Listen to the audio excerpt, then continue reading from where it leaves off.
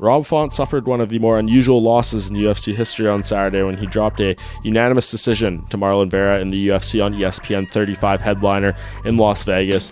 Font, despite landing 271 significant strikes in this fight to Vera's 159, came out on the wrong end of the unanimous decision, and that is because of Vera's 3 knockdowns landed in this fight. He caused a lot of damage with his strikes to Font's face, had some big moments in there with the knockdowns, and ultimately earned himself the convincing win. A big win for Cheeto, but for Font, it now puts him on a 2-fight losing skid, both in main events to Vera and Jose Aldo before him, and it now leaves him in a bit of a precarious position. At 34 years old, I don't think this necessarily signifies the end of Font's run as a top-tier bantamweight contender, but I definitely think he has to take a step back. A lot of damage absorbed in this fight. We still don't know exactly what type of injuries he leaves there with, how long it'll take him to get back in the octagon. So speculating on exact opponent right now probably doesn't make much sense. The bantamweight division is one of the best in the UFC, perhaps the best in the UFC right now, and there's going to be some big fights that come up in the next few months here over the summer and into the early fall.